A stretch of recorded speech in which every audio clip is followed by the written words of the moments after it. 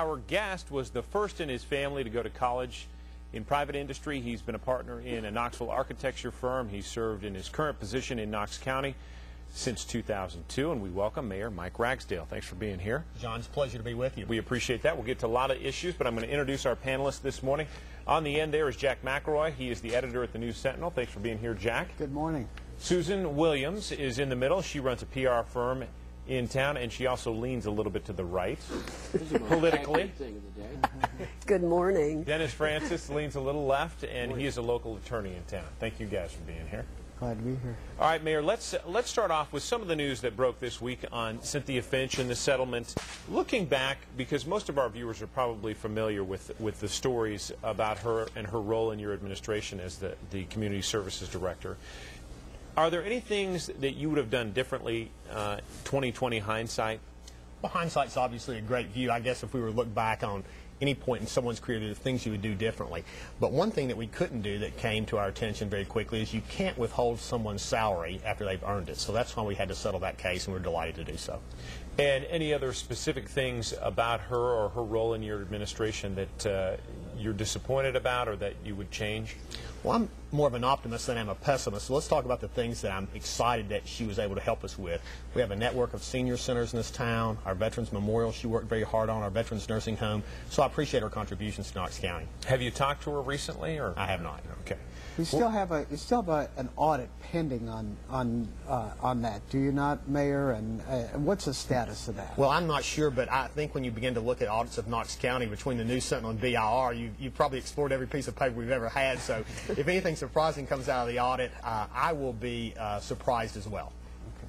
I want to talk. Do you have a question? Well, I was just going to say, is the controversy over, do you think? Have you all, I know you're moving on. Mm-hmm. Do you kind of feel like the worst is over now and you've moved on and we can really talk about some positive things tonight? Well, you certainly hope so. And a lot of that depends on, if there's anything else that were to come out in the future. I don't think there will be anything new. I think after looking at all the documents that people have examined over time, any stories that's out there has already been played. But we'll work very closely with anybody who wants to look at our documents at any time. It's all public record. And again, I'm trying to focus on the positive things that have gone on, push forward with some new initiatives as we wrap up my second term. And I'm excited about the future, even in some difficult economic situations. Well, I know Bill Bright from down in Memphis was appointed a few months ago to sort of look into all of this.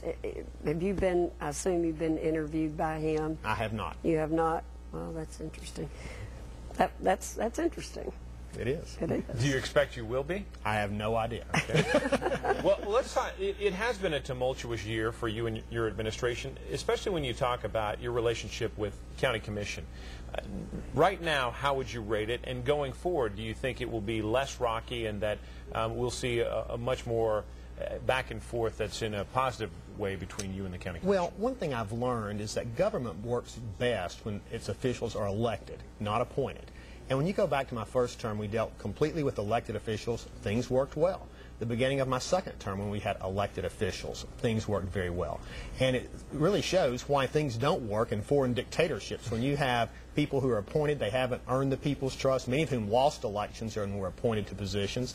It was a tumultuous time. We've dealt with over 40 different county commissioners in 2.5 years, and we're on a member body that has 19 on it. So it seemed like we had an orientation every time you turned around for someone. But this is a group that's elected. I think 17 out of the 19 are very excited about working with us, and we're very excited about working with them. So on that scale of 1 to 10, relationship-wise, where would you put it today? I would put it at between an 8 and a 9. We had our budget approved with less than $200,000 worth of changes. The initiatives that we're bringing forward are passing. It has healthy debate, and sometimes if we bring forward an initiative that's not very well proven or it's not a clear-cut answer, they debate it as well they should. If we bring something forward where everything is answered, then it goes through rather easily, and that's the way government should work. It might be an incredibly rewarding experience for both those who participate in the program and those who are serving as mentors. Well, and Mayor, you at one point worked at Pellissippi. I'm happy to say my wife is actually part of the adjunct faculty there. It's a terrific school, and this is there's really good educational opportunities at these junior colleges. Jack, it is, and I think that's a great place for many students to start, whether they let that be the end of their higher education career or they use it as a trampoline for future higher education opportunities. We've got to take a break, Mayor, but we'll be back. Mayor, is there one thing that's been kicked around with the county commission lately is the idea of building a new jail intake center downtown.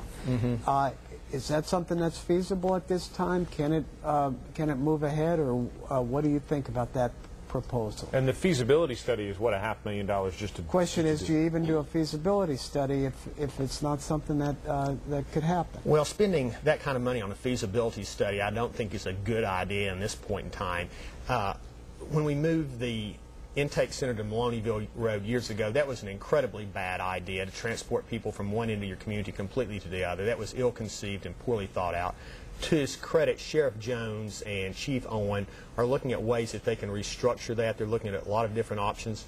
I think a downtown intake center could be feasible. Is now the right time to build it? I'm not certain about that. I doubt that it is. I would prefer to spend some money on schools right now rather than an intake center. But if it can save enough money out of the sheriff's budget to be a payback, then I'll certainly support Sheriff Jones in his efforts. And one other thing, too. It's been a pleasure to work with him. He's upfront. He's candid. He's pushing for his department as well he should, and I applaud his efforts. I hope they wised up. All right, another question. I heard a rumor that you may have been down in your hometown, Cleveland, stumping for someone from Knoxville for governor. Well, I had a friend ask me to go down with him and go a couple of places Let's with name him. names. That would be Bill Haslam, I think, right? Any announcement related to gubernatorial aspirations should come from Bill and not me. But I was honored to travel around with him some. Yeah, well, we know he's certainly looking at it to see what possibilities there are out there. And I do think this. I think after the first of the year, particularly if Senator Frist announces that he's not going to run, which I'm predicting that he says he's not going to run. And I think you see Bill Haslam, Zach Wamp, several others jump in that race very quickly. Welcome back to our Sunday Talk Around. Guys, any surprises in our discussion with the mayor?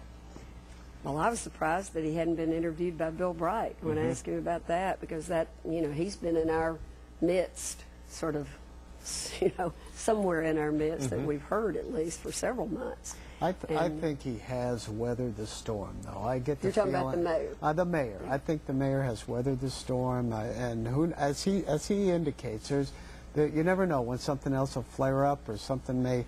But I think he's here, he's out there, he's reemerging, and I think that's an indication that he does feel like he can start looking ahead. Well, I was just going to say, I think one change that is dramatic as a result of the past 2 years has been the fact that he certainly intended to be, I think, a candidate for governor in 2010, and that talk seems to have died.